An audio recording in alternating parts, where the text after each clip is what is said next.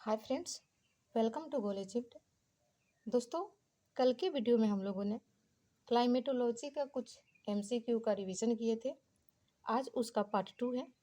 तो आइए समय को वेस्ट न करते हुए आज का क्वेश्चंस देखते हैं।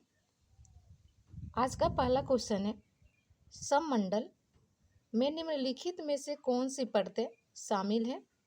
सोममंडल, समतापमंडल, मध्यमंडल और तापमंडल। तो दोस्तों, सममंडल में सोममंडल, समतापमंडल और मध्यमंडल ये तीनों आते हैं, और विषम मंडल में आयन मंडल और बाह्यमंडल आते हैं। तो हमारा आंसर कौन सा हो जाएगा? हमारा आंसर होगा ऑप्शन नंबर ए, 1, 2 और 3। ठीक है। अगला क्वेश्चन है, तापमंडल में आयन मंडल की उपस्थिति का मुख्य कारण निम्नलिखित में से कौन सा है? ऑप्शन नंबर ए में है ओजोन की उच्च सांद्रता, ऑप्शन नंबर बी जलवाष्प की उच्च सांद्रता, ऑप्शन नंबर सी तीव्र सौर विकिरण और ऑप्शन नंबर डी उच्च वायुमंडलीय दाब। तो दोस्तों, हमारा आंसर होगा ऑप्शन नंबर सी, तीव्र सौर विकिरण। तीव्र सौर विकिरण जो है ये तापमंडल में आयन मंडल की उपस्थिति का मुख्य कारण है। अगला क्वेश्चन है, मध्यमंडल के संबंध में निम्नलिखित में से कौन सा सही है? पहला है यह वह परत है जहां उल्का पिंड जलते हैं। तो दोस्तों, ये जो है सही है। मध्यमंडल में जो है उल्का पिंड जलते हैं। दूसरा है, यह वायुमंडल की सबसे गर्म परत है। दोस्तों, ये गलत है।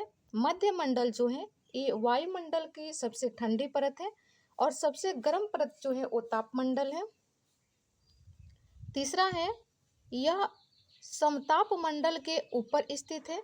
तो दोस्तों, ये भी सही है। तो हमारा आंसर कौन सा हो जाएगा? 1 और 3, यानी कि ऑप्शन नंबर बी हमारा आंसर हो जाएगा।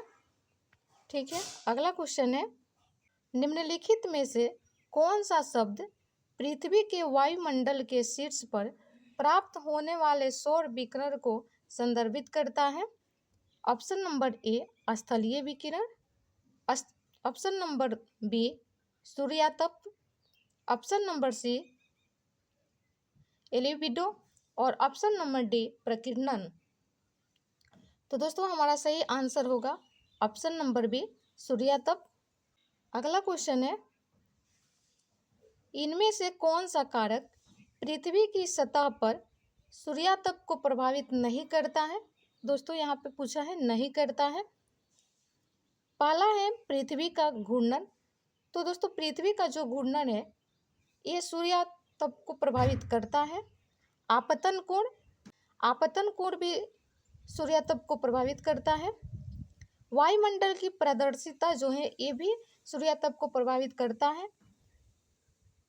चौथा है पृथ्वी का चुंबकीय क्षेत्र।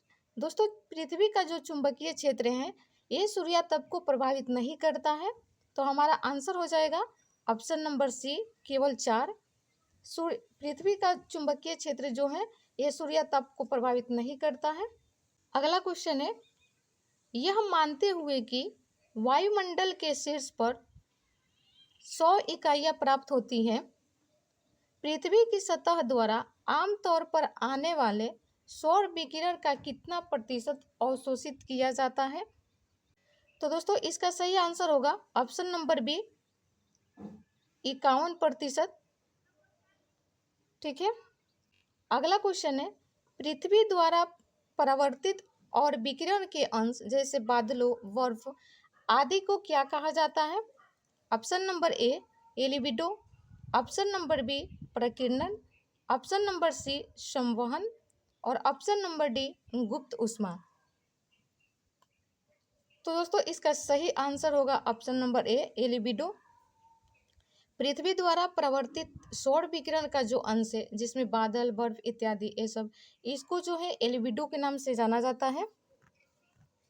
अगला क्वेश्चन है, कौन सी प्रक्रिया चलती हुई हवा द्वारा ऊष्मा के क्षैतिज हस्तांतरण का वर्णन करती है?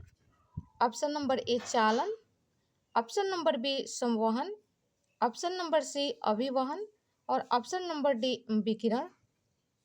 तो दोस्तों इसका सही आंसर होगा ऑप्शन नंबर सी अभिवहन। चालन जो है दोस्तों, ये ठोस की सहायता से ऊष्मा का हस्तांतरण करता है और विकिरण जो है ये निम्न माध्य के ऊष्मा का हस्तांतरण करता है। तो ये भी याद रखना है। अगला क्वेश्चन है, पृथ्वी की सतह तक पहुंचने से पहले अंतरिक्ष में परावर्तित होने वाला सौर विकिरण का अनुपातित इकाई मान क्या है? तो दोस्तों इसका सही आंसर हो जाएगा ऑप्शन नंबर ए 35 यूनिट। अगला क्वेश्चन है, निम्नलिखित में से कौन सूर्य तप में भिन्नता के लिए सबसे कम जिम्मेदार है? ऑप्शन नंबर ए अक्षांश, ऑप्शन नंबर बी वायुमंडल की पारदर्शिता, ऑप्शन नंबर सी दिन की लंबाई और ऑप्शन नंबर डी महासागरीय लवणता। तो दोस्तों इसका सही आंसर जो होगा वो होगा ऑप्शन नंबर डी महासागरीय लवणता जो है सूर्य तप में भिन्नता के लिए सबसे कम जिम्मेदार है। अगला क्वेश्चन है, पृथ्वी के ऊष्मा बजट के संबंध में कौन सा कथन सही है? ऑप्शन नंबर ए में दिया है, आने वाली लघु तरंग बराबर बाहर जाने वाली दीर्घ तरंग संतुलन बनाए रखना। ऑप्शन नंबर बी में दिया है, सतह वायुमंडल की तुलना में अधिक ऊष्मा अवशोषित करता है और ऑप्शन नंबर सी में दिया है, ध्रुवों पर अतिरिक्त ऊष्मा भूमध्य रेखा पर पुनर्वितरित की जाती है और ऑप्शन नंबर डी है इनमें से कोई नहीं। तो दोस्तों इसका सही आंसर हो जाएगा ऑप्शन नंबर ए। पृथ्वी के ऊष्मा बजट के लिए जो है आने वाली लघु तरंग बराबर बाहर जाने वाली दीर्घ तरंग का संतुलन बनाए रखना जो है ये सही है। तो इसका आंसर हो जाएगा ऑप्शन नंबर ए। अगला क्वेश्चन है, पृथ्वी का वायुमंडल किससे अधिक गर्म होता है? ऑप्शन नंबर ए आने वाली सौर विकिरण से, ऑप्शन नंबर बी स्थलीय विकिरण, ऑप्शन नंबर सी केवल गुप्त ऊष्मा, ऑप्शन नंबर डी परावर्तन। तो दोस्तों इसका सही आंसर हो जाएगा ऑप्शन नंबर बी स्थलीय विकिरण के कारण पृथ्वी का वायुमंडल जो है वो अधिक गर्म होता है। अगला क्वेश्चन है, पृथ्वी की ऊष्मा हस्तांतरण प्रणाली का घटक कौन सा नहीं है? ऑप्शन नंबर ए चालन, ऑप्शन नंबर बी संवहन, ऑप्शन नंबर सी अभिवहन और ऑप्शन नंबर डी ऊर्ध्वपातन। तो दोस्तों इसका सही आंसर हो जाएगा ऑप्शन नंबर डी ऊर्ध्वपातन। ऊर्ध्वपातन जो है ये पृथ्वी की ऊष्मा हस्तांतरण प्रणाली का घटक नहीं है। बाकी सब चालन, संवहन और अभिवहन जो है ये ऊष्मा के हस्तांतरण का घटक है। अगला क्वेश्चन है, सामान्य ह्रास दर उस दर को संदर्भित करती है जिस पर तापमान ऊंचाई के साथ घटता है। तो हमारा आंसर हो जाएगा ऑप्शन नंबर बी, जिस पर तापमान जो है ऊंचाई के साथ घटता है। जैसे जैसे हाइट बढ़ती है वैसे जो है टेम्परेचर दर जो है वो घटता है। अगला क्वेश्चन है, पृथ्वी के ऊष्मा बजट में ऊष्मा अवशेष क्षेत्र किसके बीच पाया जाता है? ऑप्शन नंबर ए 0 से 10 डिग्री अक्षांश, ऑप्शन नंबर बी 40 से 60 डिग्री अक्षांश, ऑप्शन नंबर सी भूमध्य रेखा से 40 डिग्री उत्तर या दक्षिण और ऑप्शन नंबर डी ध्रुवीय क्षेत्र पे। तो दोस्तों इसका सही आंसर हो जाएगा ऑप्शन नंबर सी भूमध्य रेखा से 40 डिग्री उत्तर या दक्षिण। अगला क्वेश्चन है, कथनों पर विचार करें। पहला कथन दिया है, ग्रीन हाउस गैसें मुख्य रूप से दीर्घ तरंगीय पार्थिव विकिरण का अवशोषित करती है। तो दोस्तों ये सही है, ग्रीन हाउस गैसें जो है वो दीर्घ तरंगीय पार्थिव जो विकिरण है उसको अवशोषित करती है। तो ये कथन सही है। दूसरा कथन है कि ये गैसें ऊष्मा को रोकती है और सतह को गर्म करती है। ये कथन भी सही है। तो हमारा सही आंसर हो जाएगा ऑप्शन नंबर सी, 1 और 2 दोनों सही है। अगला क्वेश्चन है, यदि पृथ्वी को सूर्य ताप की 100 इकाई प्राप्त होती है तो कितनी इकाइयां अंततः अंतरिक्ष में वापस प्रकीर्णन होती है? तो इसका सही आंसर हो जाएगा दोस्तों, निम्नलिखित में कौन पृथ्वी के विकिरण संतुलन का वर्णन करता है? ऑप्शन नंबर ए में दिया है आने वाली लघु तरंग बराबर परावर्तित लघु तरंग। ऑप्शन नंबर बी में दिया है परावर्तित लघु तरंग प्लस उत्सर्जित दीर्घ तरंग बराबर आने वाली लघु तरंग। ऑप्शन नंबर सी में दिया है उत्सर्जित दीर्घ तरंग बराबर केवल बाहर जाने वाली स्थलीय। और ऑप्शन नंबर डी में दिया है परावर्तित दीर्घ तरंग बराबर आने वाली लघु तरंग। तो दोस्तों इसका सही आंसर जो हो जाएगा वो होगा ऑप्शन नंबर बी, परावर्तित लघु तरंग प्लस उत्सर्जित दीर्घ तरंग बराबर आने वाली लघु तरंग। अगला क्वेश्चन है दोस्तों, इसमें कथन और कारण दिया हुआ है।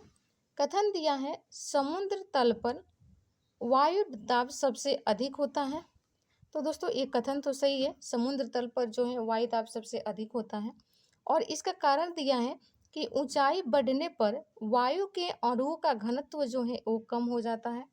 तो दोस्तों ये इसका कारण भी सही है कि समुद्र तल पर जो है वायुमंडल की जैसे जैसे ऊंचाई जो है बढ़ता है वायु के अणुओं का जो घनत्व है वो कम हो जाता है, जिसके वजह से जो है समुद्र तल पर वायु दाब जो है सबसे अधिक होता है। तो इसका सही आंसर हो जाएगा ऑप्शन नंबर ए और आर दोनों सत्य हैं और आर जो है वो ए की सही व्याख्या है। अगला क्वेश्चन है, निम्नलिखित कथनों पर विचार करें।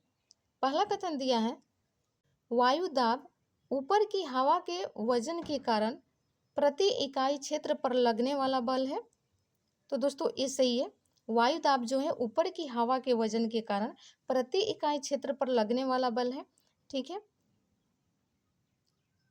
दूसरा कथन है इसे पारा बैरोमीटर या एनराइड बैरोमीटर का उपयोग करके मापा जाता है। तो दोस्तों ये भी सही है, इसे जो है मापने के लिए बैरोमीटर, वायु दाब को मापने के लिए बैरोमीटर या एनोरॉइड बैरोमीटर का उपयोग किया जाता है। तो ये भी सही है। तीसरा कथन है यह बदलती ऊंचाई के साथ स्थिर रहता है। तो दोस्तों एक कथन जो है एक गलत है, तो हमारा आंसर हो जाएगा ऑप्शन नंबर ए, 1 और 2 सही है। अगला क्वेश्चन है समान वायुमंडलीय दाब के बिंदुओं को जोड़ने वाली रेखाओं को क्या कहा जाता है? ऑप्शन नंबर ए समवर्षा रेखा है, ऑप्शन नंबर बी समताप रेखा है, ऑप्शन नंबर सी समदाब रेखा है और ऑप्शन नंबर डी आइसोमाइलस। तो दोस्तों इसका सही आंसर हो जाएगा ऑप्शन नंबर सी समदाब रेखा है। समान वायुमंडलीय दाब के बिंदुओं को जोड़ने वाली रेखा जो होती है उसे समदाब रेखाएं के नाम से जाना जाता है। ठीक है। अगला क्वेश्चन है दाब प्रवणता के बारे में निम्नलिखित में कौन सा सही है? एक में दिया है यह क्षैतिज रूप से दूरी के साथ दाब के परिवर्तन की दर है। तो ये कथन सही है कि यह क्षैतिज रूप से दूरी के साथ जो है दाब के परिवर्तन की दर है, दाब प्रवणता। 2 में दिया है घने रूप से फैली हुई समदाब रेखाएं कमजोर प्रवणता का संकेत करती है। तो दोस्तों ये कथन गलत है, घने रूप से फैली हुई समदाब रेखाएं जो है वो कमजोर प्रवणता का संकेत नहीं करती है। अब तीसरा दिया है कि यह उच्च दाब से निम्न दाब की ओर हवा की गति को संचालित करती है। तो दोस्तों ये भी सही है, दाब प्रवणता जो है उच्च दाब से निम्न दाब की ओर हवा की गति को संचालित करती है। तो 1 और 3 सही है, तो हमारा आंसर हो जाएगा ऑप्शन नंबर सी 1 और 3। ठीक है दोस्तों, आज के वीडियो में बस इतना ही, मिलते हैं कल फिर नेक्स्ट वीडियो में। Thank you.